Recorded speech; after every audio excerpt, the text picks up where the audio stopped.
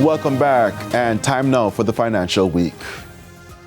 Ground was officially broken for phase 2 of Vista Montego, a $100 million luxury residential development set against the backdrop of Montego Bay's world-famous coastline. The high-end mixed-style development is part of a vision to redefine and upscale living in Western Jamaica. Montego Bay is on track to become the luxury capital of the English-speaking Caribbean. That's the word from Tourism Minister Edmund Bartlett, who was speaking at the groundbreaking for Phase 2 of the Vista Montego development. Premiumization. I don't hear it anywhere else.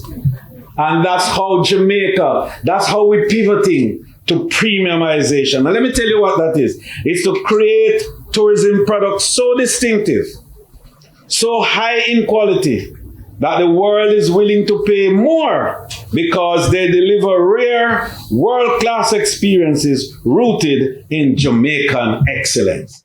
He says a strong investor demand and billions of dollars in tourism-related projects are clear signs of the city's rapid repositioning. The Vista is transforming our coastline into a stunning new oasis, enhancing Montego Bay's beauty while creating hundreds of jobs.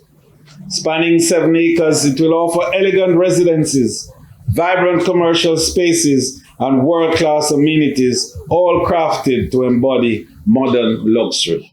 Ground was officially broken for Vista Montego in 2022, a high-end mixed-style residential development representing a $100 million investment. Phase 1 is complete and sold out, and Tourism Minister Edmund Bartlett says demand for Phase 2 is already strong. It is a rare delight to see a government in the closing stages of its cycle attracting the kind of investment, premium investment, high-end investment that this government is doing.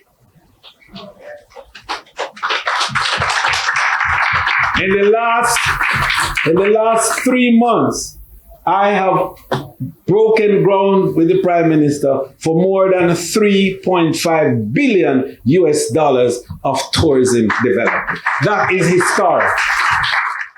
This comes as preliminary data from the Jamaica Tourist Board shows July 2025 was the strongest July on record for visitor arrivals, with 286,548 stopover visitors reaching the island's shores. This represents a remarkable 16.5% increase when compared to July 2024 of over 246,000 arrivals and a solid 4.8% growth over July 2023 of approximately 273,000 arrivals. Nakinski Robinson, TVJ News.